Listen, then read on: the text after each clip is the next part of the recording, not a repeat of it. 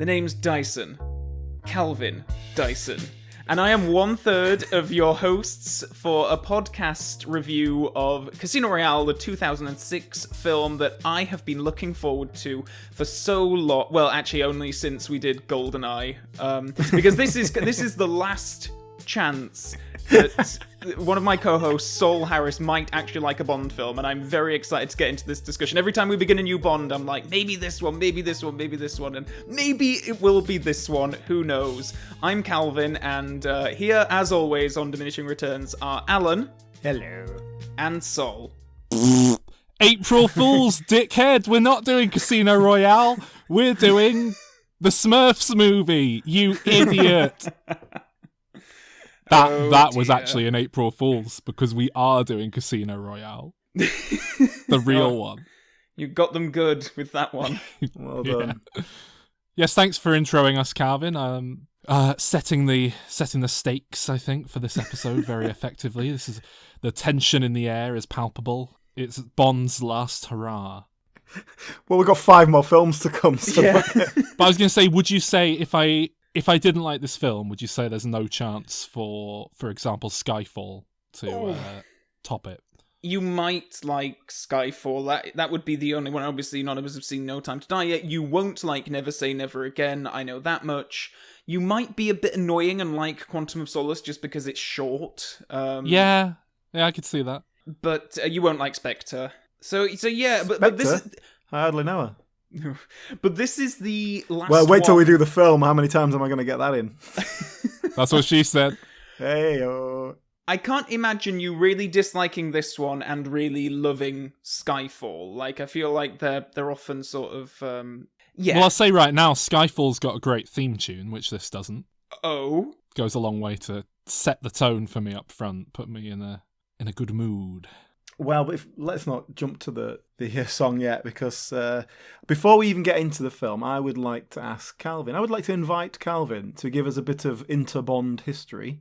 Oh. So what was the last Brosnan debacle that we just watched? Right, yes. Well, prior to watching the original Casino Royale movie last week on the show, we did look at 2 weeks ago. Actually, it's probably 6 weeks ago. Oh, whenever we did. Anyway, it was Die Another Day, which was released in 2002, and which was not badly reviewed, which made an awful lot of money. Brosnan's... Wasn't by me. Well, Brosnan's, the trajectory... It was pretty badly reviewed. You said this when we did the Die Another Day episode, but it was pretty panned.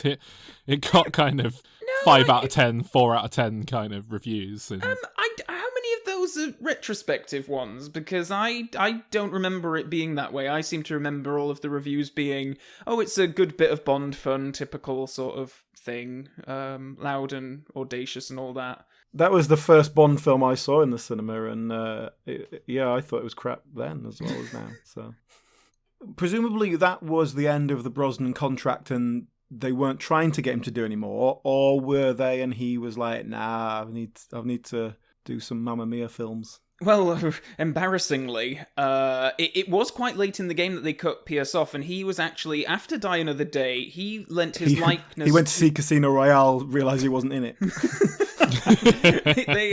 They made a game called Everything or Nothing, which was, I think, 2003-2004 was when it was released, and they really went all out with it. They got, like, Willem Dafoe in as the main villain to do the voice and the likeness, and John Cleese and Judi Dench came in, and Richard Kiel came back as Jaws, Heidi Klum was a villain in it, and, they really treated it sort of the casting sort of like it was a film.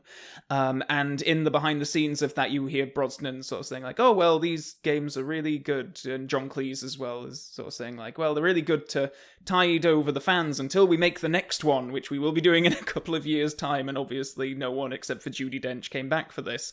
So yeah, there was an anticipation that he would come back, because like I said, like, his films hadn't stopped making money. Like, they were, trajectory-wise, Die Another Day made more than the previous one, which made more than the previous one, which made more than the previous one. So business sense-wise, there was no reason to let him go just yet. But the producer... Is that like Spider-Man 3, though? Spider-Man 3 made more money than Spider-Man 2, didn't it? But there was a sense in the air of like, well, that made money because the last one was good, but no one's going to come back now, so we need to sort this out. Well, this is it, because the Bond producers had the rights to Casino Royale now, and they'd had it for a few years previously, and they kind of felt that, you know what, if we're going to do that story, it has to be a rookie sort of Bond.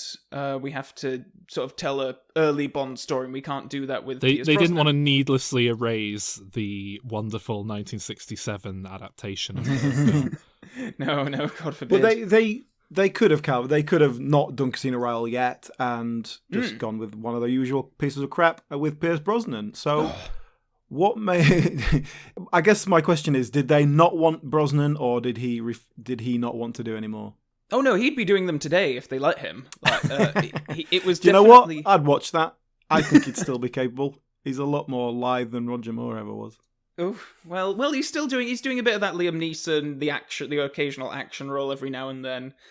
So yeah, I mean, I'd love him if he was still doing it today. But yeah, no, it was very much a kind of, and he did a little bit of sort of, he went a bit sour on the whole thing for a little bit, and I'm not surprised because he'd fulfilled his contract with Die Another Day, but they could have brought him back for more. There were options in the contracts for more, and so it was just kind of like, okay, you gotta move on, haven't you? Well, it wasn't like Roger Moore just gets too old for it, right? Amicable sort of thing. This was like oh, okay, you're dumping me. Okay. But they felt like they needed to kind of start afresh. And the series does this every now and then. Like, after You Only Live Twice, we had Majesty's Secret Service. After Moonraker, we have For Your Eyes Only. And it does this every now and then. It gets so silly and big and audacious, and then it feels like it has to ground itself and go back to the source material with Ian Fleming. And as there'd never been a serious, proper adaptation of Casino Royale for the big screen, it made sense to them Apart from to that do one it. in 1967. Yes, apart from that one in 1967. I want to talk a little bit about the hunt for new Bond, because, like I say, again, this is the first time I can remember that being in the news and all that sort of stuff. I mean, who else was in the running? Do you know? What was the gossip?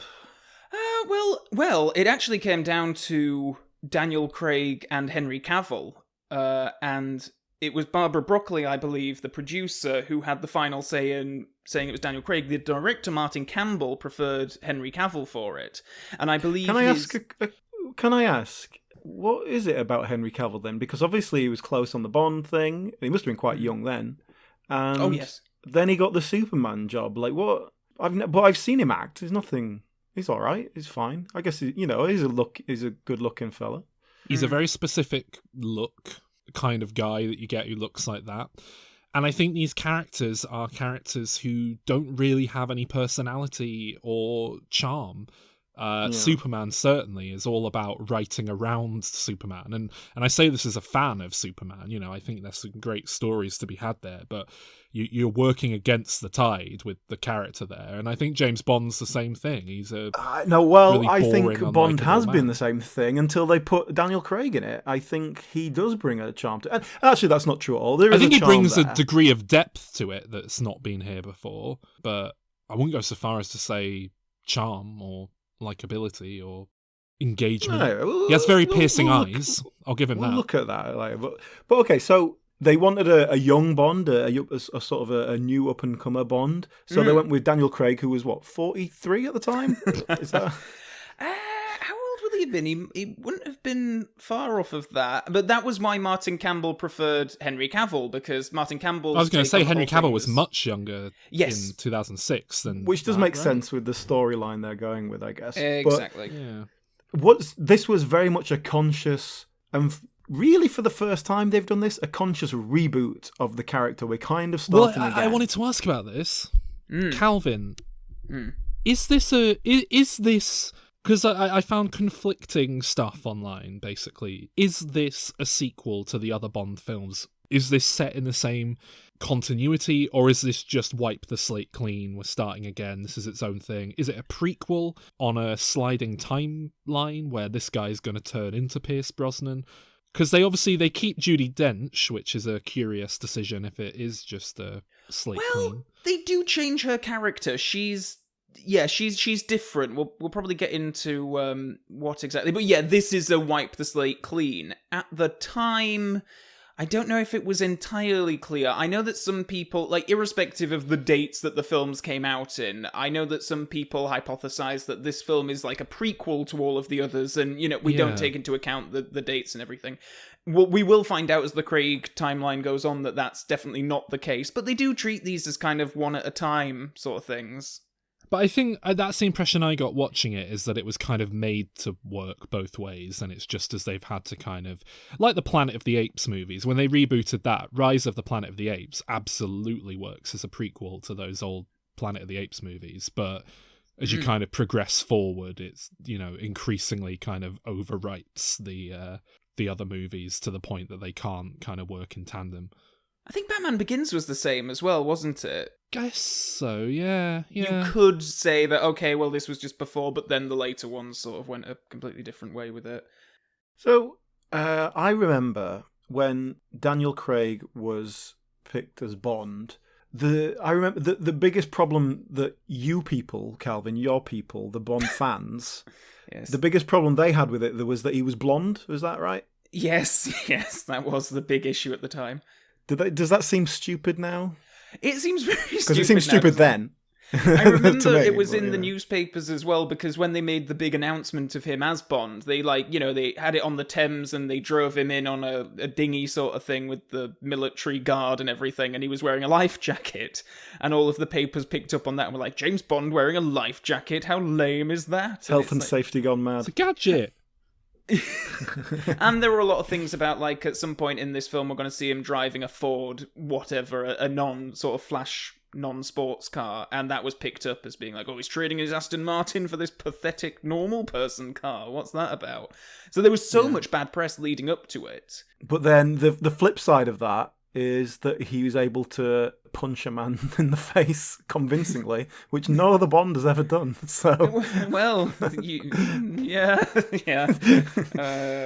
Because I mean, so there's no doubt, and sort of having watched all these in sequence sort of more recently, it is amazing the transformation that has occurred. This is a new Bond for a new millennium. It is updated its cinematic language to a contemporary by far period. and away the biggest leap between films that we've had. Yeah. Like, no question. There's no change between any of the other films that is this drastic, going from one to the other. Even including Casino Royale, the original spoof movie, if you were to include that in the mix, it would still be less of a change than it is going from Die Another Day to this. But it's not just the characters obviously changed. They've kind of made him hard and a little bit more brutal.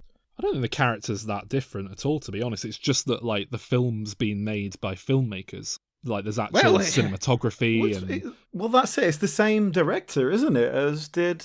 It's the same people. It's Neil Purvis and Robert Wade that have written the last two. It's Martin Campbell and Phil Mayhew coming back as director and cinematographer from GoldenEye. It's... Well, that's surprising. Same shocking, production designer, same well, producers. I saw Paul Haggis's name on the Yes, on the he is the new as a element. writer. Yes. And I thought he felt like he had his fingerprints on it. But I also think it's the acting. You know, there's actual quality actors in this film who I know from other work outside of Bond. And as I said in our recent Casino Royale spoof 1967 episode, you don't really get that in Bond. Bond feels, for the most part, like quite an insular franchise that finds obscure little relics from other countries, dubs them into English because they can't speak English, and then everyone just kind of sticks to their own. Like Colin Salmon. Yeah. Maybe you'll know, Calvin, what the sort of take was at the time. Obviously, the film was a big success, but I read this in the same way the GoldenEye. This bought them 10 years. This bought them 4 or 5 films. Like, we're good now for the next 10 years. Whereas, you know, a failure would... If this had come out and they'd messed it up, the actor was crap, whatever, was it dead? Was that it? I mean, could well have been, yeah. I think, like you say, the first one with a new Bond is often the most important, because that does buy you the next 3-4 films on the goodwill of the audience who are going to come back and remember that one very fondly. And I think a part of the problem of the Craig era is that they keep trying to sort of replicate this. We'll talk about that much more as we go into the next films, whenever that may be. But you asked about reception at the time. Like, obviously, it was really good, like, well-reviewed and everything, and I think all of the sort of sentiments were the same of, like, oh god, wow, it's a real step up in quality filmmaking terms. I was a bit, I think it's because it was so different. Like, I saw it at the cinema and I enjoyed it. It did take me a while to kind of come around to it because it was something so different. It's not like all of the others where you have more or less the same thing, just, more updated for the times or whatever. But this is like, you're someone who actually likes that other crap, so this must have been a real shock. It's good, like when but... I saw an interview with Quentin Tarantino recently, and someone was saying, obviously Tarantino, you love all these kind of schlocky TV references, but now we've entered the kind of golden era of TV, and Tarantino got really like, well, I think it's a second golden era. I think we had a golden era in the 70s. I think that was a golden era as well. And the guy was sort of like, well, I mean, come on, mate, it was shit, the TV back then. And he was like, well, Bonanza, and I think that's you, Calvin. Charlie's Angels. Yeah, you're really into the old stuff, but no one else is. And even Tarantino doesn't like Bond films. This was the first time I ever watched it last night. I watched it last night, and it's long, isn't it? It's not the longest Bond film you will watch. Should we go through it? I made a lot of notes. I made far more notes than I typically do when we make this podcast. So things do get off, like, it does tell you right off the bat that things are different this time. We don't have a gun barrel, and we have this black and white prelude of Craig's version of the character earning his 007 status. To earn a 00 status, you have to kill 2 people, and we see him do that. What's that about? A question straight away. That's like joining a gang, and they make you kill a policeman. Is that... What gang are you in, Sol? Did they make you kill a policeman? I'm not saying, because the other gang will attack me. Can I ask Calvin? This has never been mentioned in the Bond films before, has it? That's what you have to do. 00 is like one for each bullet hole. I don't think it's been outrightly stated. It is in Fleming. But I don't think it is in the films. And if it is, it's tangentially. It's not like a focus. They don't really dwell usually on the murder aspect of it. It happens in the cut and thrust of the spying mission, but really sort of it's kind of a tally chart. Yeah, it does seem a bit weird. I think but the idea I get from this film is that we just need to be sure that you're a cold sociopathic killer before we let you in the gang. So, James Bond proves himself worthy of that. But it's weird, isn't it? Because M doesn't seem keen on that aspect of him. She kind of makes a few little digs about the fact that he's a bit of a sociopath. Well, she has to just make sure he doesn't go too far. She has to just keep pulling him back. But she needs that. I say you need the cold-blooded killers, but you also need to be able to, do as I say. I thought this opening was shit, and I've written opening flashbacks suck, not off to a good start. Oh no, Calvin. Right, what did you think was shit about it particularly? It's in black and white. Oh, because it's in the past. Because the old days were in black and white, weren't they? I don't know. I couldn't. I mean, maybe it's not a fault of the film, but I couldn't hear the sound mix very well. I was struggling to hear the mumbling dialogue, and the action just annoyed me. It was just put together in a way that I didn't care for. The way he shoots that guy, and he flies off, does a backflip off his chair when he gets shot. It was just stupid, and it was I thought that might happen. Was what?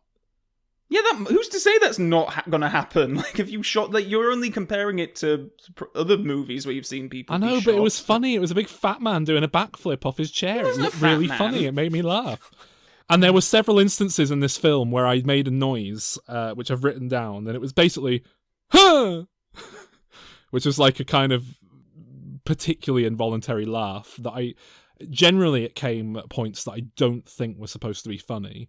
I'll point some others out as we go through. But yeah, I have to say, I really didn't like the opening.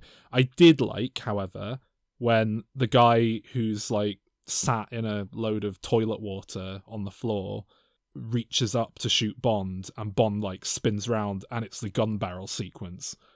Oh, you liked that? That's the first time the gun barrel sequence has ever been cool or a natural fit, and not just a weird catwalk for an actor. Yeah, that's the first time it's actually been incorporated in organically, isn't it? Yes. Yeah. And exactly. I wasn't expecting it. I thought it was really cool. I like that. It was like, oh, maybe this will be good. I mean, I love it. I don't know about Alan. I think the black and white's a good thing. I think it tells you that, okay, this is something completely different. We're going to carry on with things eventually. The fact that the first colour that you see in the film is the blood coming down the gun barrel is really cool. And also, that's the first colour you normally see in a lot of Bond films anyway, when it's the gun barrel sequence. So I like that it's keeping a continuity with that in a sense. But yeah, I think it's a really good. It sets the tone because it's quite brutal, and it's like, oh yeah, nice flashy quick cuts. We're gonna get some proper action in this film, and it really sets this new Bond character that we've got. I don't think it sets the tone of the film very well, but I do think it makes a very clear statement of, intent. Look, we're doing something completely brand new with this. Do not expect to see Pierce Brosnan hang gliding on icebergs with a skateboard made out of a briefcase or whatever fucking nonsense you used to. And I think that everything that you just said goes into the title sequence itself, with the song, the visuals, no more sort of scantily clad women. It's all this sort of rotoscoped action and the like. Yeah, I mean, I really didn't like that opening black and white bit, but I thought the opening titles were fantastic. They are probably my favourite Bond opening titles to date. I do think the song is incredibly boring and just a real dirge. It's just like, and I was trying to come up with jokes about Chris Cornell, but the fact that he killed himself made me think I better just leave it alone. I don't want to go there. I didn't know. I didn't recognise the name or the voice. I didn't really know who it was. And I will say I have no idea how that song goes. I couldn't give you a single note of it, but just in the whole package. You know my name. Is that how it goes? Casino Royale. My name is not my name. You know my name. I've seen this diamond cut through harder men than you yourself, but if you must pretend, you made me tyrann.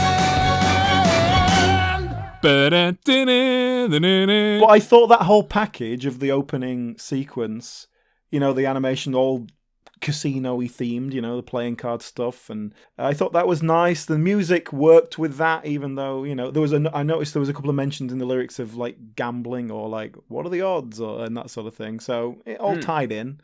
I was all right with that.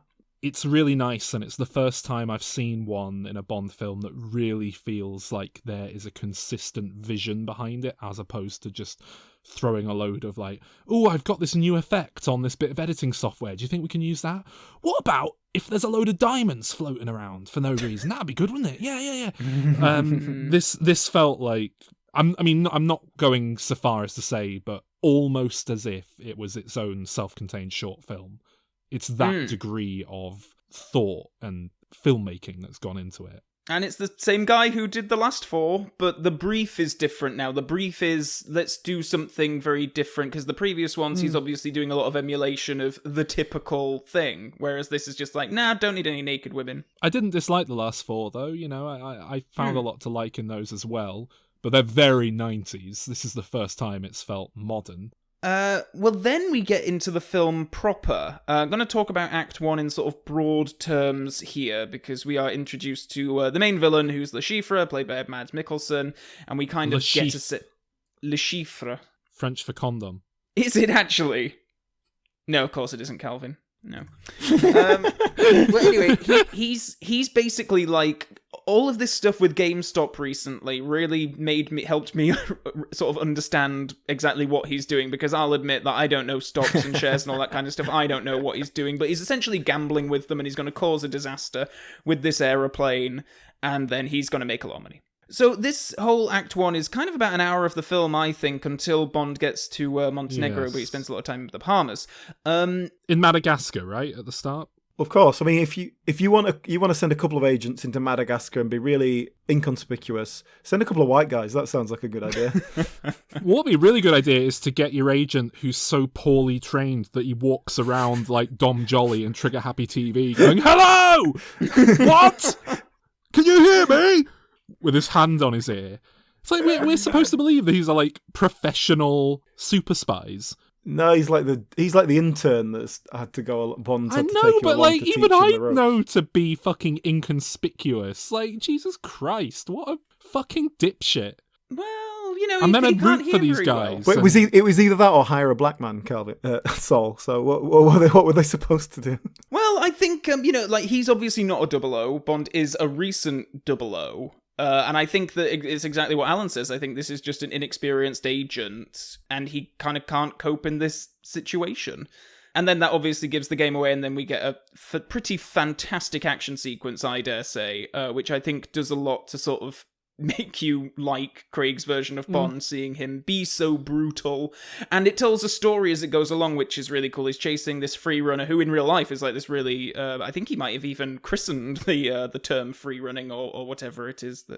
It's not to say I'm a huge fan, but yeah.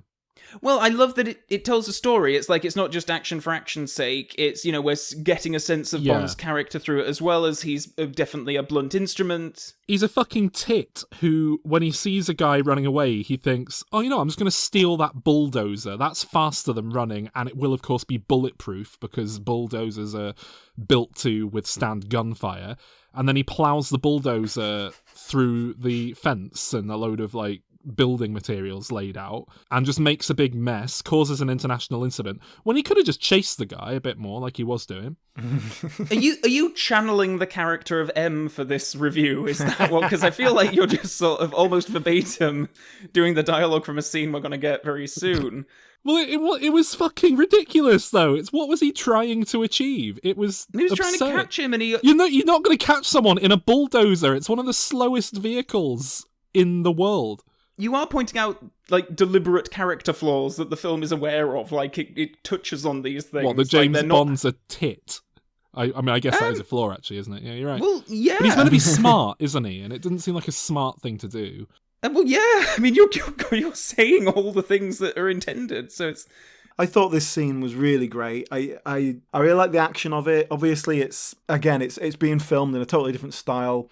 It's nice, quick cuts, all that flashy stuff, but still enough so that we can see what's going on. I hadn't fallen into that kind of later Bourne territory where you just can't see what's going on. And also, just some really great, genuine physical stunts as people jumping off cranes and stuff. And it really feels real. The wig on the stuntman isn't too bad. It's okay, but it feels like real proper practical effects. I'm sure there's some digital touch-ups and everything, but, of its era, really great stuff. I could have taken 3 or 4 minutes off it. You're right, you're running around, we get it.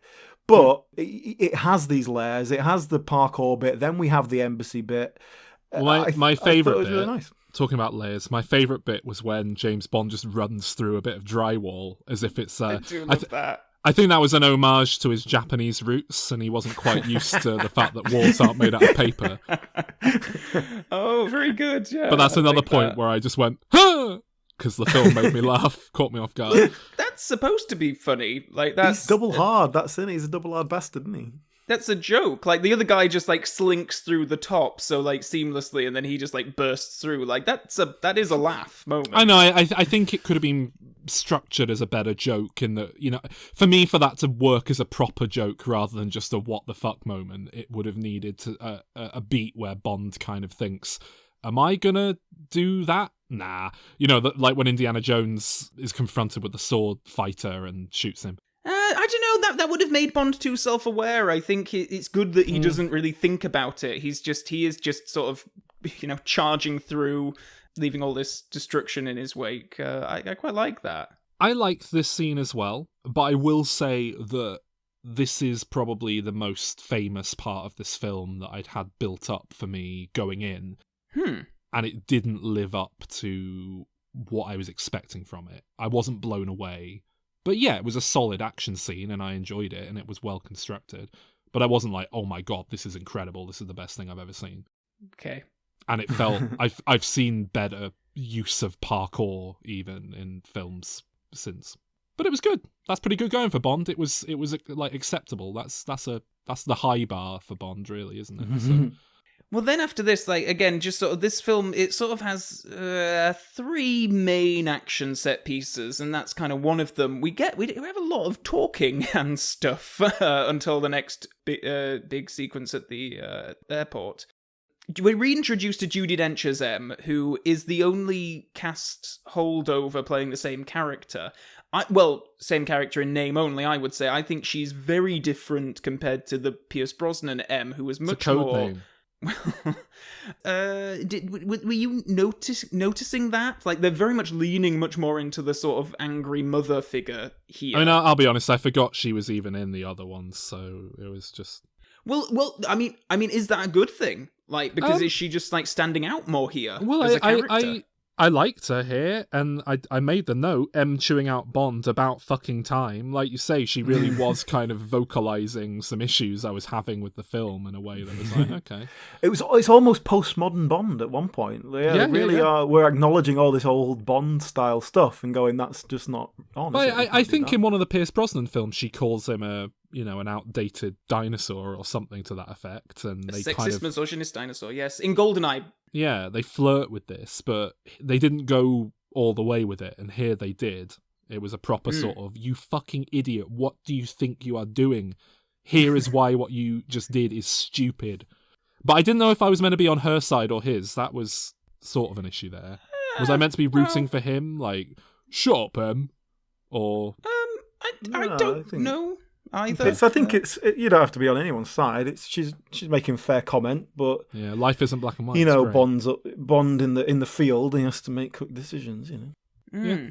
But also, that's the thing about this kind of the dichotomy of the M character. She needs him out there doing the kind of reckless stuff, but she also needs to be able to cut him loose when it goes too far. Like, he's expendable. That's the whole point. Chief of police character, getting mad at the buddy cops when they knock over a fruit cart downtown.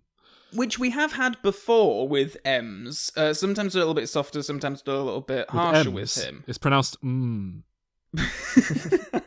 But it's often, like, contained to one scene, and Bond comes in and is all the smarmy playboy, and M's like, oh, you idiot, and go off and do this thing. Here, it's sort of sustained throughout the film, which I think is really great, particularly because Judi Dench is a great actress, and I think the rewriting of the character is to the benefit of this whole relationship, and because there's no Moneypenny, there's no Q, there's no Colin Salmon, she's the only one, really. Is there no Moneypenny? Because when Eva Green turns up, she says, I'm the money, and he goes, every penny of it. I've never thought about that, but is that... oh, wow. Huh. You've blown Calvin's mind. You have? That's a new thing that I hadn't considered, but I wonder if that was intended as, like... it has to be, right? A little bit of wordplay humour. Does Moneypenny turn up in a future film? Does she get Not going to spoil it for you. Well, if she does, yeah, she does. Bond's going to be all flirty with her because he's thinking back to that line with Eva Green. That's like programmed it in for him right here. But that's it. Yeah, if she's the Moneypenny, then spoiler alert, she dies. So they need a new Moneypenny. So in the later films, someone else, isn't it? Well, they have this guy. They have Tobias Menzies, who's playing M's assistant. Villiers is his name. He doesn't really make much of an impression. There are a few MI6 people in here, but I liked him. I thought he did a nice little job of a little role where he was just, there's that little bit of friction. He's the gatekeeper, so he's got a little bit of power. He had the energy of a good supporting Rafe Spall character. You know, you can go either way, Rafe Spall, when you're watching him. And it was like, oh, this guy's like a good one. Well, I think it's interesting because they did make a big song and dance when this film came out about, like, no Q, no Moneypenny, we're wiping the slate clean. They were using the justification at the time of, like, oh, well, they're not in the book, or they're not big in the book anyway, so we don't need them here. At the time, I remember sort of being a little bit, well, Moneypenny could have been this character, and there's a guy later on who's going to put a chip in Bond so that they can track him. And I was like, well, that could have been Q. But in hindsight, I think it's completely the right decision, because if they're establishing a new Bond, they would have needed to re-establish those relationships as well. I'm glad. It's okay. I think it's like, okay, we're making a clean slate. Let's get the basics done. We don't have to worry about all that stuff yet. We can pull that in later where we figure out what we do. Hey, look, they're going to be popping one of these sequels out every other year, if not every year. So they're going to have plenty of opportunities to play with this. Can I ask you guys, that first scene with Bond and M, where he breaks into a house and all that. Yes. I was just thinking, God, these guys need to fuck already. There was a definite sexual chemistry there going on, wasn't there? Was it just me? Because you can't. I mean, you stated it as more of an angry mother character, but I definitely got. I don't think they'd ever go all the way. tension. I think No, she no, would no, like no. belittle She's too him while he professional. masturbates. God. Oh no. She's too professional. He'd do it, but she knows better.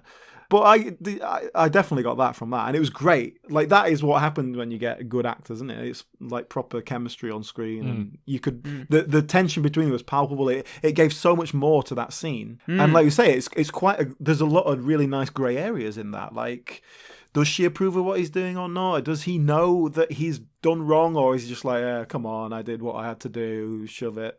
Yeah. I think it's a really nice scene. No, I love it. And then he gets sent off to the Bahamas, and he's doing all this snooping around. He's following up the lead. I liked it when the old white man assumes he's like the carpool guy, because obviously a hotel in the Bahamas would have a white guy working on the carpool. Makes perfect sense. But there is a white receptionist, of course, obviously to make the old white people feel more comfortable. When he gets there, there's a shot where two women kind of turn around and go hello and kind of take him in, and I just thought, like, fucking sexy bastard. I know. Well, I know Daniel Craig's like a decent looking guy, right? But is he that attractive that women would turn heads like that in the street? I think he's attractive in a very rugged way, and obviously he's got the physique, he's got his tight linen shirt on, so I think it's a certain type, yeah. I don't doubt a lot of women would fancy him, but there's a world of difference between that and two women both walking past and like making eyes that blatantly. That's a whole different level. Yeah, but they're on island time, aren't they? It's not I like guess. They're probably you're just walking down the street. what are they called? Not mojitos. Mojito. No, what's Mimosas. the mimosas? That's the one. The morning drink. They're about 5 mimosas in. They're on an endless, bottomless brunch. Well, I actually don't think they lean into that. Like, this is Bond. Like, Roger Moore walks into a room, and we're supposed to believe that all the women there are sort of like just like panting over him. Yeah, but that's a Exactly, it's stupid not element believable of when Roger Moore dumb does James it, Bond movies, and I thought we were doing away with that in this like reboot. I think they put it there so that we kind of understand why, and I think they do it in a really nice, subtle way, actually, when he's sort of getting information out of the receptionist. Now that I liked, because Yes. I made the note here that like this is the first time Bond has actually been able to flirt with a woman. My God, it was like really nice bit of charisma. He was charming. We've never seen that before, ever. Yeah. Normally, it's like a pervy old man leching at some 20-year-old who's like creeped out. Well, I think that's just it. I think it is done really well, because there is a moment where the receptionist looks up at him and she's definitely like, "Oh, hello," like, but it's not overdone. Like in Roger Moore's era, we would genuinely have women like speechless at the sight of him, and they're not doing that here. And I think it's just like, I think they get really good actors in these tiny little bit parts. Like I think there's in the card game coming up next, there's a woman who's the dealer. And she's a middle-aged woman, but I think she's just playing it so well, and I think she actually was a professional dealer. I was going to they got ask in that. for She reeks of being an actual card dealer that they've brought in for a little bit part. But again, it's just like these little nothing parts that I just think they just cast really well, and I these memorable faces, they've got personality, even though they don't have much character to display on screen with the dialogue, but I like it. This is the first card scene of the thing, which kind of, obviously there's going to be a huge chunk of the film. Oh, go on, Sol. Well, You're going to say the same thing as me. Why would you bet on a pair of kings when you've got an ace on the flop? well, not even that. It just the thing here is like it's like Bond wins this hand by being lucky. Do you know what I mean? He happens to have the best cards in the game. Well, this obviously comes up later on as well. The idea that he's like such a great psychological player of people that he's good at poker, which is obviously a big advantage in the game of poker. But yeah, when it comes down to it, he doesn't bluff Le Chiffre at the end. He just has the best hand. But that's what I mean, and it's so much more interesting to see him use some skill to achieve. The problem things is as a character in that when you knock someone out in a game of poker, when you take everything, you have to have the hand, because the whole point is like they're all in. You got to show what you got. So that big ending moment, you've got to have it to back up.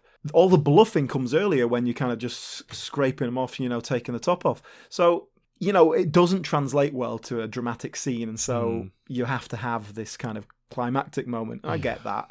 I'll tell you what the problem I had was, when I watched it, I thought like, oh, that was cool. But then it like immediately left me cold, and I was like, pretty wonky writing that actually. Are you talking about the climax card game, not this previous one where he gets his Aston Martin? No, it is this one, isn't it, where he gets the Aston Martin and he's just got yes. like a pair of aces. And I did have a lot of issues with the writing surrounding the subsequent card game as well. And I think they're also very aware that they might be, people might not necessarily know how to play poker, and a layman like me knows that an ace is better than a king. Well, so yeah, that is why they, of course, have a character sat next to another character in the subsequent card scenes who literally says lines like, "Look, it's the tell," and Bond will have to go all in to call his bluff. Just so that we know exactly what's happening. Yeah. And I don't know how to play poker, but I can follow the fucking broad strokes of a cinematic card game. I understand why they have to do that. But yeah, the whole tell thing is annoying because, if your fucking tell is, I rub my head and stroke my belly at the same time every time I've got a good hand. But not even that, it's so telegraphed, so obvious that it's not, that he's playing him and it's like a pretend tell. Like, I don't know, there's no tension or ambiguity about what's about to happen. Let's save that discussion for when we get to that bit of the because film. We're kind of leading into the big action sequence, first at the bodies exhibit and then at the airport. But first we have Bond winning his Aston Martin DB5, which is a bit of a continuity sort of... I guess they feel like they have to give Bond the Aston Martin DB5 because it's so attached to his character. Because throughout the rest of the film he's driving a Ford car. Yes.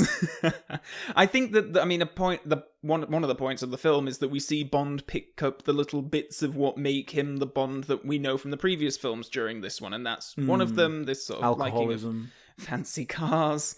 But he does meet with Solange, and has a little love scene with her. How did you feel that was playing?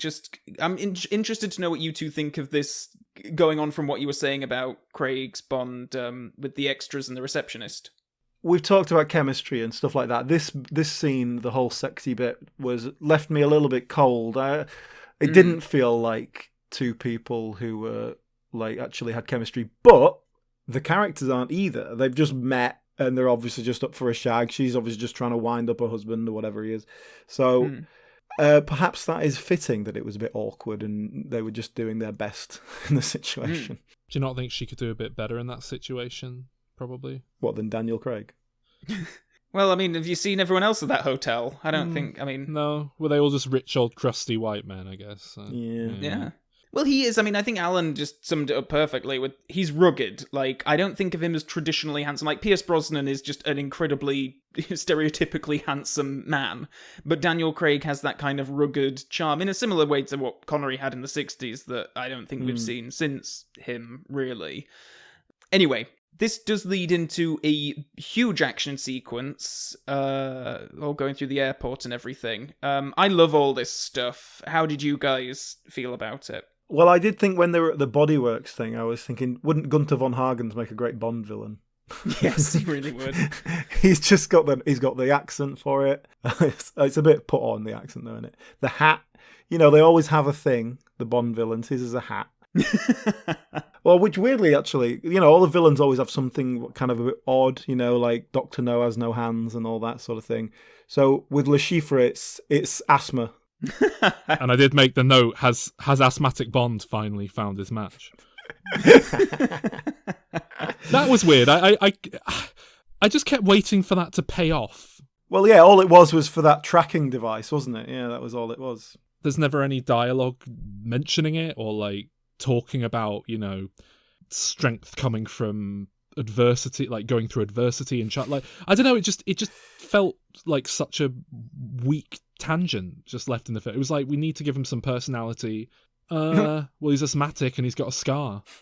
I think that's fine. I don't need everything to be explained. I don't need to know how You he got do, the because scar when or why Alan he's came weeping up with blood or- Asthmatic Bond on this podcast, you criticised it for just being an out-of-breath man.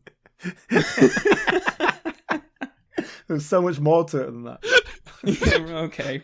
I have a feeling Saul's going to complain about Bond killing the guy in the middle of this crowd. No, I thought it played really well. That's exactly the kind of interesting dynamic I want in a film like this. Just a little Cool. set piece, I guess, but it's more than just what follows, which is, you know, basically a big car chase in a concrete I'll tell you what, area. though, I've been to the Bodyworks exhibition, and they have glass around everything, so you can't Yeah. touch it. You certainly can't be dropping stuff on the chips. Right, I've been 3 times. I've been in Las Vegas, Berlin, and London. All right, show off. And in a couple of them, you could definitely... There was no glass. I think it was in Berlin. But you have glass in London, then. Bloody because they don't British touch Museum London regulations that we have to deal with, Alan. But yeah, no, I love that whole thing. It's a great sequence and a great place to have this. I guess it's product placement. It doesn't feel like product placement. I don't know about that. It does. That does feel like something. You know, it was particularly back then. It was a bit more new, and it was this really cool thing, a really visceral visual thing. And it's like that's exactly the sort of thing where if I'm a Bond producer, you Yeah, go I'm just like, going to go contact this guy. Yeah, I I love can your pay stuff. whatever Can we you put it want. in our We'll do movie? whatever. This is cool. It's great visuals. Do you think they did the same thing to get Richard Branson in the film? Did you notice that? What was he doing? Did they use a Virgin plane for the airport scene? or Did something? they Was use that a the Virgin deal? plane? Did you miss the gigantic jumbo jet that flies by with the Virgin at one point Apparently very so. prominently? Apparently, I did. Yeah. I was thinking, though, you know when Bond does stab that guy in the museum, how come he didn't say, "You've been a real pain in my side," and Well, sort of smirk? maybe in a previous incarnation he would, but this is not that Bond. So Okay. He should have flayed him alive. That's would have been more appropriate for the setting. Or I'd left him on display and no one would realise it wasn't and no one realised until it started smelling a couple of days later. Yeah, that'd be good. The guy packs him up. How come all my exhibitions won't fit in the bag? So you brought them here with. But yeah, the airport action scene itself, it was fine. It did make me think, like, I think this is probably what Calvin and Alan get out of a Marvel movie when you guys watch. Well, when it's like, yeah, we get it. You could have cut this 10 minutes When you ago. watch it and it's like, yeah, this is well made, it's fine, but I just don't care. Do you know what I Yeah, mean? yeah. It's just that sort of like, whatever. I'm not invested in anything happening at this point. It didn't help. Like, I couldn't care less about any of the story at this point. I was still very much engrossed, but I think I know what you're getting at. It's kind of quite a prolonged sequence. It's a bit too similar to that opening parkour sequence in that it's just, chasey. But obviously there's more cars involved. The actual bad guy, we have nothing from him at all, which is obviously deliberate, but in the same way that the parkour guy never speaks, at least he was showing some emotions. So I think we don't have a very personal thing going on there. And we kind of get like, yeah, he's going to bomb something or destroy a plane or something, but there's not an obvious kind of end goal that we know we're reaching, if you know what I mean. I did sort of find myself flagging during it, and then I stopped and I thought, just imagine it's a Terminator. Imagine that guy's a Terminator, and it did. Well, that's because he's doing it like Robert Patrick. Yeah, it made the film a lot better and- though. It's like, yeah, you know what? If this guy was a killer robot from the future, this would be cool. Well, at this point, I mean, this is like to tide us over for the next, pretty much an hour and 15 minutes or whatever until we get to a next big action sequence. Don't tie me over. Just give me a whole movie of people playing poker. That's fine. Yeah, you're right. I think that maybe that's why I like this one more, because they don't have as much action nonsense. Well, no, I mean, they're very conscious of that, and they're conscious that an audience expect this from a Bond film. So there are really only 3 big action sequences. This is the second one. It's going to be the house in Venice at the end that's the next. I did find that very noticeable when I watched it. It was surprising how little action there was, how so much of the film is people sat around a table talking. And I don't mean that in a bad way. I like that. I like I say, you could take this airport scene out and I'd probably like the film more.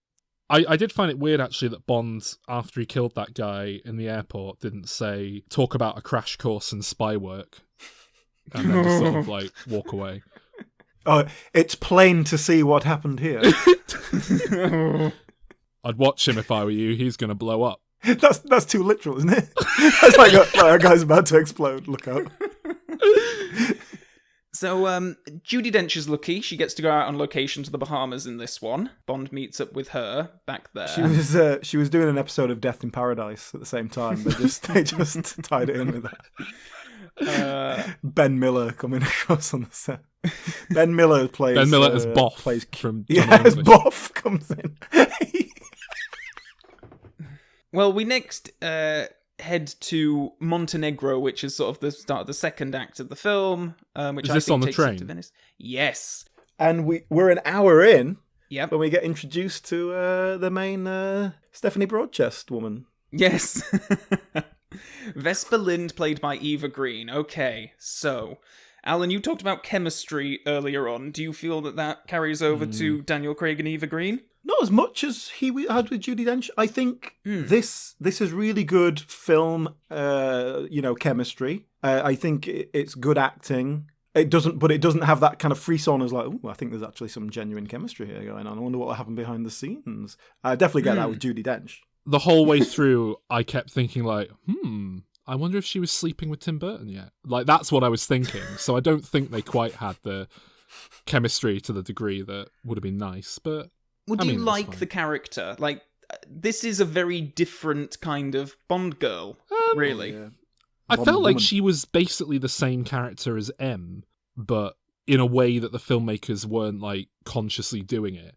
Like, she basically looks at Bond and says like, "Look, you're a dick. Here's why. 1, 2, 3, X, Y, Z. Let's move on, shall we?"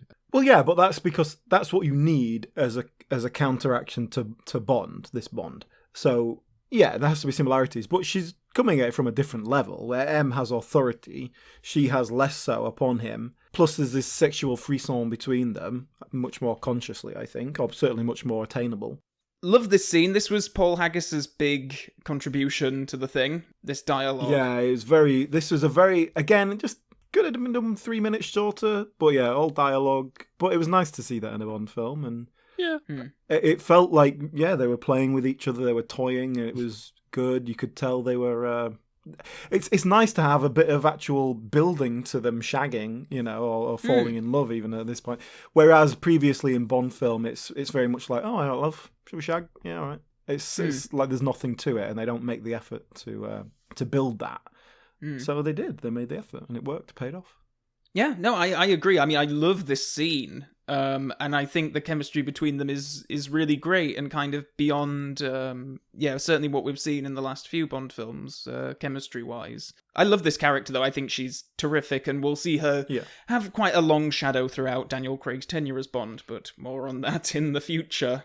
Again, it's amazing what happens when you hire decent actors, isn't it?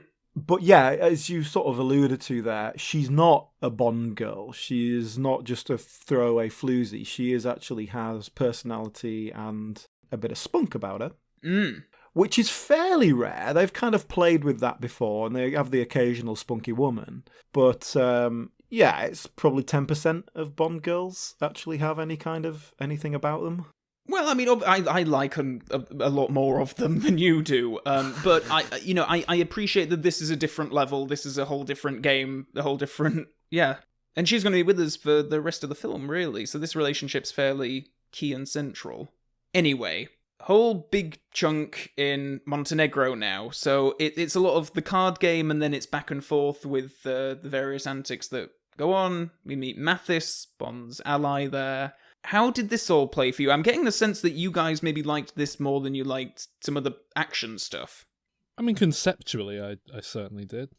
Right. The actual poker stuff, I don't know if that particularly grabbed me or anything like that. Yeah. It worked in the sense that I understood what was going on and the tension was building and stuff like that. But I don't find poker to be very dramatic in that sense. Yeah.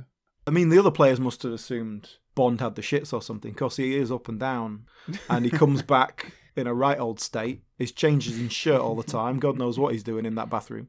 I thought when Mads Mikkelsen says, "Oh, you've changed your shirt," I thought he was going to be like, "Yeah, look, I'm shagging her," and because the whole thing was he was trying to make a point of being with Eva Green and like going off and snogging her and stuff, so they could all see. But instead, he just says like, "Yeah, and you cry blood, you fucking freak," and just, you know what I mean? Just gave his like cover up right away. It was just really That's the sort of thing that doesn't quite play. Like Bond's this great poker player, and he's a psychological expert, and he's going to outplay all these people. His major tactic is, I'm going to get a fit bird in tight dress, and all lads will be looking at her, and they won't be able, like, they'll drop their cards because they'll be so surprised.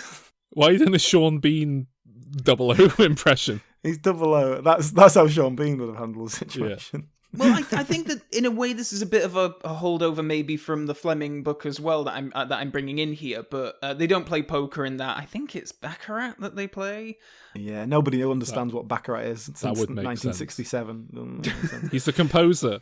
In that book, it's kind of Bond is just like they select him for the assignment because he's just naturally gifted. He's just a good card player. He has a lot of luck, and that's why M's like, right, well, you're just good at cards for some reason, so go and do it. Here, I suppose they try to quantify it a bit more in a way, and I don't know if that really works. I like the stuff that we get with Eva Green in some of these interludes as well. You do get a sense that she's kind of falling for him. After they've had their whole fight sequence in the staircase and she's showering and he goes in and comforts her. I know Saul's going to talk about the fingers. Yeah, that's a bit weird. Isn't that what Armie Hammer got in trouble for? No, that was feet. What was that about? The sucking the fingers? That is weird. Like, we've never seen any hint of James Bond being remotely kinky before.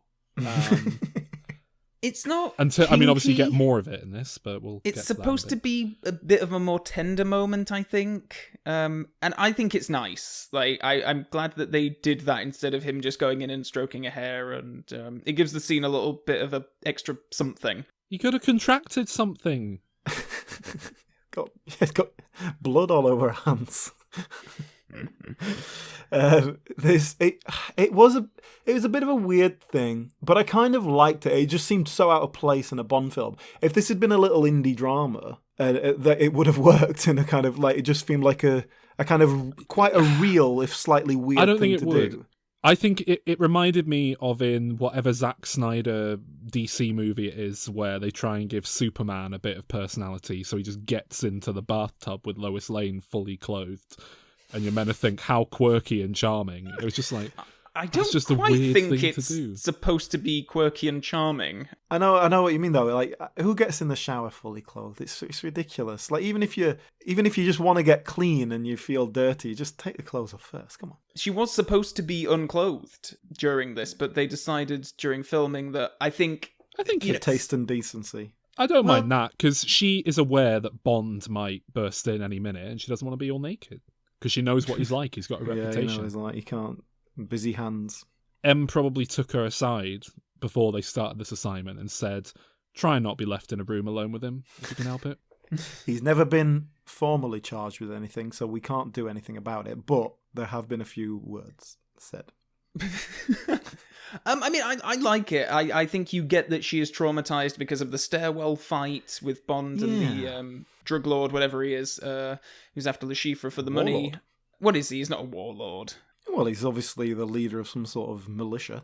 Yeah. Okay. Yeah. And I think that that's good, and I do like what they're doing with her here, and I think it goes to show that they, that in some of the Brosnan ones, they certainly always try to make the Bond women sort of go toe to toe with him, and it's a lot of smarminess between them. It's like, oh, I'm your match, Mr. Bond, and they're not trying to do that here with her, and I think that's wise. I prefer that. The whole thing with her being vulnerable, I agree, Calvin. I think that works. You don't need her to be a kick-ass agent, field agent. But the whole shower bit, where she's suddenly very traumatized and then she snaps out of it kind of thing, it just felt like that scene was a little bit too slopped in where everything else didn't come in. And like later on she gets tortured, and I appreciate a bit of time passes before the next time we see her, and we don't actually see what happens in terms of torture.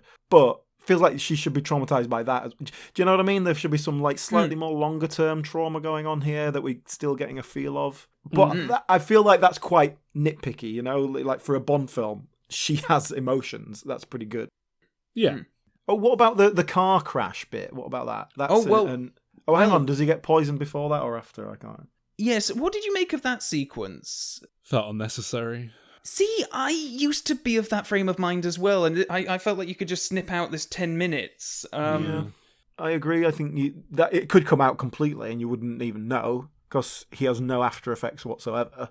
And it does push credulity a little far in a film where I'm pretty lax with my credulity. I do let it go because that's the nature of the project. Well, I think that whole thing, just on that thing with him being poisoned, it is supposed to be more of a Vesper moment. Like, I think it's supposed to sort of solidify her in our mind as like, oh, she is really on his side. She's going to keep him alive and all this kind of stuff, just so that we don't expect it later on, or at least that's how it was sort of positioned to me, because for years I did think this whole sequence was like, meh, just snip it out. I don't need it. But I think it does work there, and I do like all the intercuts with M and stuff, and there's some boffins at MI6 who are trying to help him. I get that, actually. Yeah, it does. Yeah, it sets Vesper up as we know she's definitely on his side or whatever. And it was one of those things where I was just like, Le Chiffre is just trying to kill him. Why doesn't he just have somebody, like, chop his head off with a machete, like, around the back when he goes for a fag or whatever?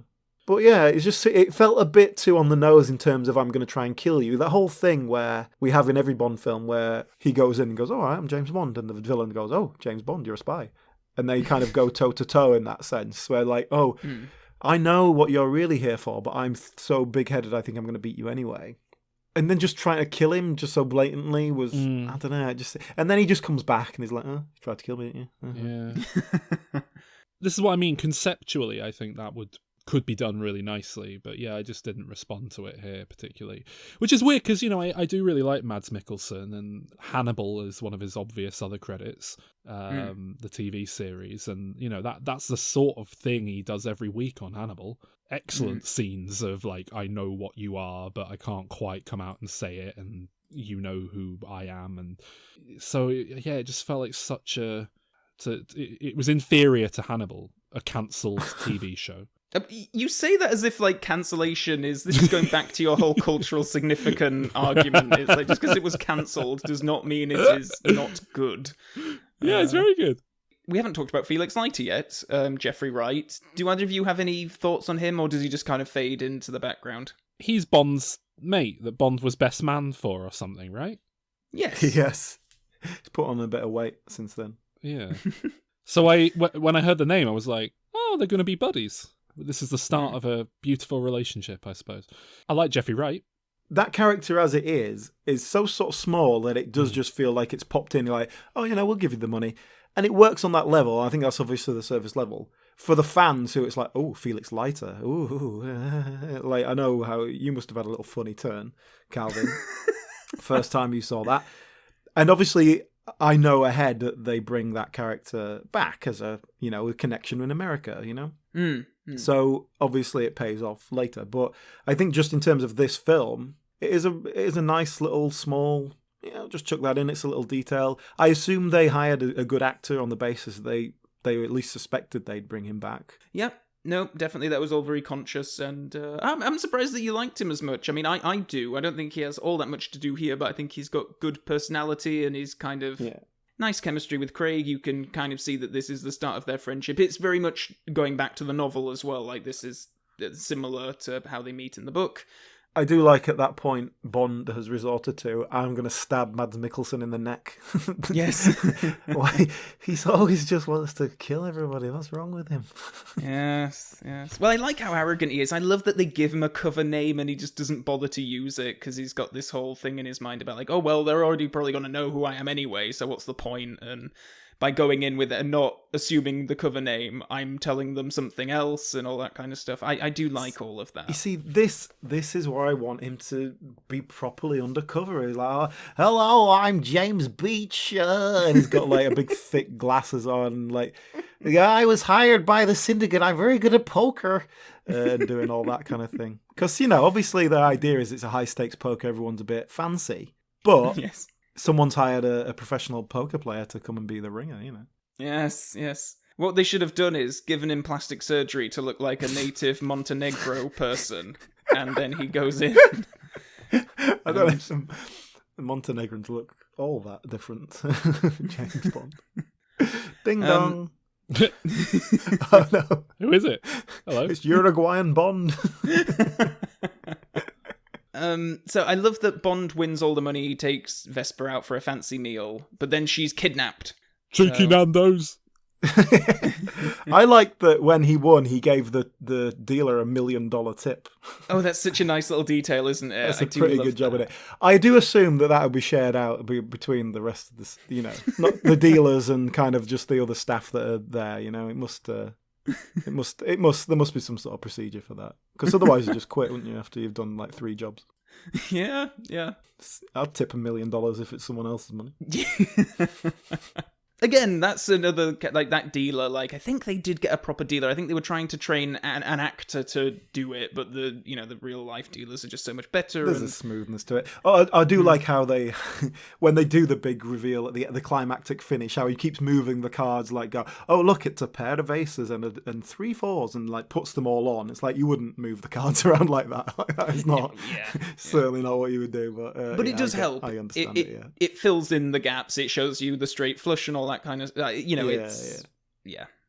I'm fine with it. But I think that just the reactions of the characters and the music do a good job of kind of telling a story themselves. Right, so we get to the car crash, which Aston Martin were very unhappy about.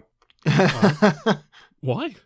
Because it wasn't, I don't think it was in the script as such, but they were annoyed because the car physically can't do this. Like, you can't crash the car this way. It has all of these safety mechanisms in place, but obviously they do it, and the reputation is that, oh, better not turn my car that.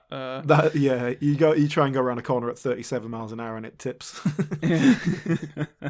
Okay, so car crash. I love it. Spectacular moment. Well, the first thing is, like, she goes off, and then he goes, Mathis? And, like, for some reason, he's suddenly twigged that Mathis is a bad guy, and there's no reasoning behind that. We kind of get something later, which was... And all it came down to was, like, Le Chiffre couldn't possibly have had a fake tell or cheated me or bluffed me or outdone me. So Mathis must have told him. That was his only kind of evidence. And it just suddenly came to him at that moment. That's very weak. Yeah... Especially as it's not even explained until later. I need something a bit more solid than that. No, and even then we really need to, the next film kind of explains it in a bit more detail, exactly what was going on. Next film's no good to me. Well, no, exactly. No, I do agree. I think it's a little bit hastily done here. But yeah, I think it's a cool crash. Nice bit of stunt work. It flips over about 9 times. I barely remember it, to be honest. Okay, I think I'd switched off at this point. Well, there we go. Well, did this next scene do much to wake you up? Because this whole torture sequence Bond getting kinky again. Absolutely, it did. It's straight out of the book. I think it's incredibly... I mean, this is the kind of thing that could have been incredibly laughable and silly if it was Brosnan doing his pain face. Oh, for God's sake. No, it isn't. It's really well done. It's really well crafted. Yeah. It can be both, Calvin. It is really funny and silly and stupid, but it's knowingly so. And I will give the film credit. Mads Mikkelsen just says, like, we can dance around doing silly laser beams up your, Jaffas all you want, but why don't I just smack you in the balls till you do what I want you to? Because we're both men. We know that's the most efficient way of doing this. And it's true. And it's also really funny. Okay. It's not as good as when Pierce Brosnan's in that torture chair. He's going, oh! I mean, I appreciate that there are definitely moments of humor in this, and I think, like, Bond has his whole "the world's gonna know you died scratching my balls" and to the right and all that kind of stuff. Yeah, I wasn't too yes, much I knew of a you fan wouldn't of that. be. Yes. Ding dong. Oh, It's God. Bruce Balls Bond at the door. Yes, yes. The point that I'm trying to get at. No. The point that I'm trying to get at here, and I think you can probably meet me halfway on this, Sol, because your comment about it being knowingly so, I think, is a testament to this, that they're in control of what they're doing in the scene. Yeah, I don't like Bond making all those gags while he's going through it. I think that lessens it. That's very Bond, though, yeah. And I think it's a shame that Bond sat down. I think it'd be way funnier if they could somehow rig it up so that Bond was stood up, so every time he got smacked, he kind of dropped to his knees. You just know it's just a lot funnier when someone gets smacked in the balls and they kind of go down on on the ground. Would it have been better if it had been like Bond tied up, but with the old balls sort of exposed? and then he's just like throwing footballs or like knocking golf balls at him. So it's like we don't know which one's going to hit, but sooner or later I'm going to get him. It kind of brings in uncertainty to it, which is a greater mental torture. I think it'd be funny just to kind of have them poking out, but like not just dangling, like like if you kind of poke a balloon through a hole in your fingers, so like it's kind of taut, Well, Alan, how do you feel like the scene works? No, I like it. Yeah, I think it has the right energy. I think it's got that Bond arrogance. Even in his worst possible situation, he's still got that arrogance, because at the very least he's going to die, but he's going to go down like not giving this guy the satisfaction of breaking him. And he will, and he will. He'll never break. I like that. I like that line where he says everyone's going to know that you're going to die with everyone knowing the last thing you did was scratch my balls. I thought that was a great little bit. But then it's all the to the left, to the right. Like that was just like, I don't know.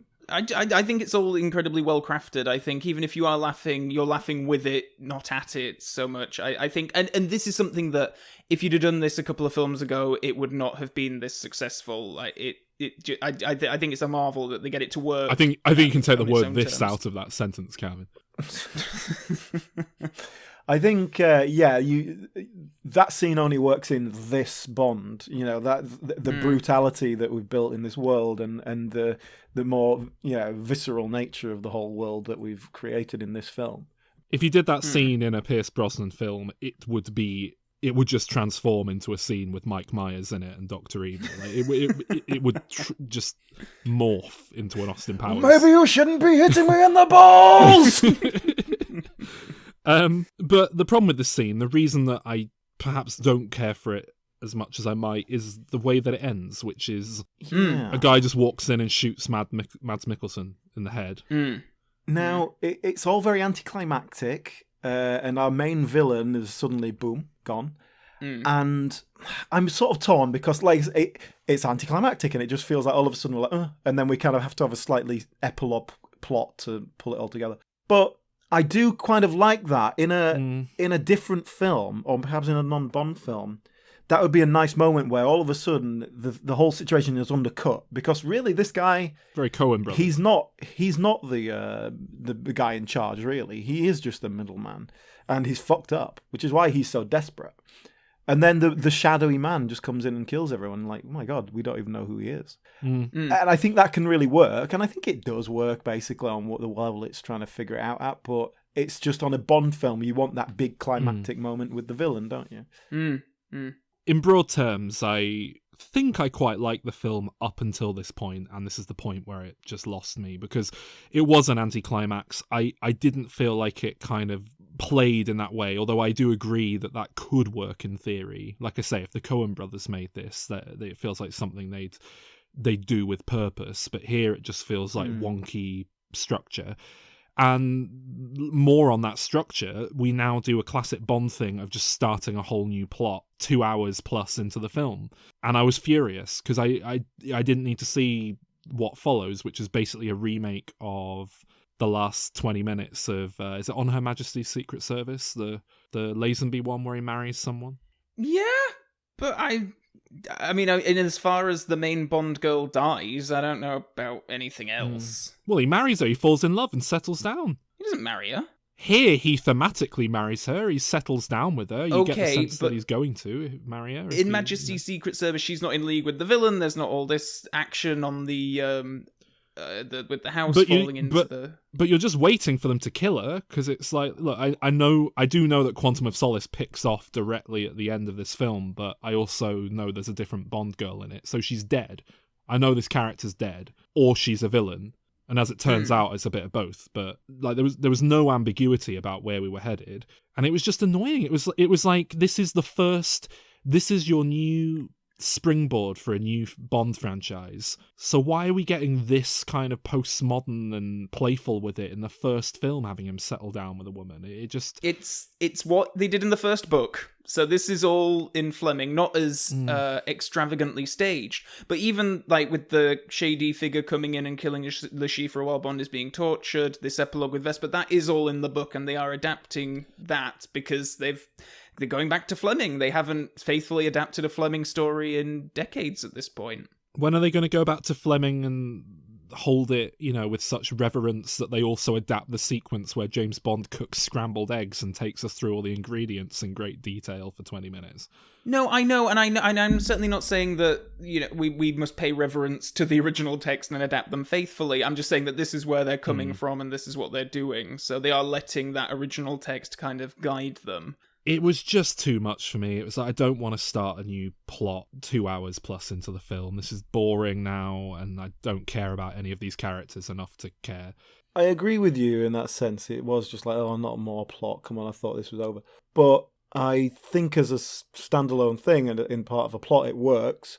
I think it's deliberate to kind of show this other side of Bond, and it is. I think the general idea in terms of this is proto-Bond, the idea is like, you get hurt once and then you shut down. Like he finally just let a crack open and then it's like, no. I honestly wonder if there's something to be said for, the classic editing trick when something's not quite working of just put the end at the beginning. I do wonder if you could get away with putting a bit of this up front and maybe I'd like it more. It would feel like the structure was a bit more coherent and not just a pointless tangent at the end that, It's not a pointless tangent at all. Well, it is in regards to this film. I get that it's setting up the franchise as a whole and it's going to have ramifications for the next film, but looking at Casino it's also Royale, building for his character, Yeah, looking at Casino Royale as a self-contained film, it is a real just nubbin. Not to mention that, the whole thing is that he finds out she was working with the bad guys, but there's a degree of nuance about that because she was, presumably doing so to save his life. But then she just kills herself at the end for no reason. She just goes, I don't want to live. Don't bother saving me. I'm going to drown myself. Water. Yummy water in my lungs. Well, it's not for no reason, is it? Like, M does say that she knew she was going to her death, like, even before all the stuff with the house happened. Like, it was kind of premeditated on her part. Can I look, I don't know what happens in Casino Royale, but would it not have been a much, much better... Sorry, I don't know what happens in Quantum of Solace, exactly, beyond it picking up immediately at the end of this film. Would it not have been a much better film if Ava Green didn't kill herself and Bond and her had to go on the run and he had to try and protect her from some villain who was like out to get her? If they planned these things in advance, maybe. They don't. They didn't know what Quantum of Solace was going to be until this film came out. So they are just adapting the source material, and at the end of the source material, she dies and she kills herself. I just didn't buy that character and what we'd seen of her would kill herself at that point. It didn't seem hopeless enough. It felt very just the plot driven rather than character driven. I know what you're getting at, Saul, because all that bit sort of turns as a twist where basically, they've fallen in love and all this, and actually she's working for the bad guys. What's going on? But that should influence us going back and then looking at them going off to Venice and being madly in love, and why we're not seeing her. She's just going along with it so easily, as opposed to like she knows she's going off to her death or whatever. It just feels like that should play. There should be some more grey area there, I guess, but. Also, I think the worst thing about all this is that the only reason we have any ideas what's going on is because they just do a massive exposition dump at the end. Yeah. And that's very poor writing. That is poor writing. Like, we need to let us understand what's happening when it's happening, not just sort of afterwards. I think that's there I think they were sort of trying to build on mistakes, or rather rectify mistakes, perhaps, that they made with Majesty's Secret Service. I think this was pointed out to me by another Bond fan, I can't remember who it was, but how Majesty's Secret Service ends, she's just dead in the car and he's crying and that's the end. Here they have to have this kind of exposition to kind of carry you through to a bit of a kick-ass moment where he says the line and he shoots the villain in the leg and everything, and we have that cool Bond theme. But it ends the film on a moment of triumph, and I guess this sequence is kind of the breather. What do you think to Eva Green's drowning? Because I love that. It's like how she acts. Like, I think it's so unglamorous. I hated it because, like I say, I didn't buy that character. It wasn't it wasn't a fully hopeless situation, or at least I didn't buy it as such, and therefore I didn't buy any of the characters' decisions or what have you. Well, he's killed everyone at this point. He's killed all the bad guys. Yeah. And she is going to her death because she doesn't feel like she can live with herself after what she's done. What she's done is not that bad. Like, it's not like because she didn't really double cross him. She did it to save whatever the ex-boyfriend is, and also, we assume from what Em says, during the torture thing, she convinced him to leave him alive, and she'd give him the money. That's what I mean. It doesn't seem like she's done anything that bad, really, and she seems like quite a pragmatic character who wouldn't be that torn by the fact that she had to make a difficult decision. Do you know what I mean? If they'd established her as being very black and white, and I'm so glad they didn't do any of that. I agree with Sol, but I also think that we are analysing this in so much more depth than we ever get to with Bond film in terms of the characters and stuff. Yeah. Because at least it is doing something, at least it's trying something. It's not nailing it necessarily perfectly, but that's okay. It's doing a good enough job. But then we do end on a moment of triumph as he shoots Mr. White in the leg, and then we say, Bond, James Bond. Bond theme plays for the first time in the film, and that's us done. So, there we go. I think Alan summed it up quite nicely there when we're talking about this in a lot more depth than we normally would for these kinds of films, which has been good. I hope that the listeners have enjoyed this conversation as much as I have had having it. Because that kind of really expresses how I felt about this. There was so much more going on here. That, I know I've picked up a few pieces here and there, pulled at a few strings, but ultimately I think that's because there's more there to pick at. And I really enjoyed the film. I definitely think there's 20 minutes to be taken out of it, but at the same time, it kept me going. It kept me engaged. Yeah, that last action sequence, I didn't need it. But having said all that, I think this is not just the best Bond film that we've seen. I think this is as good as it can be. For me, you know what I mean?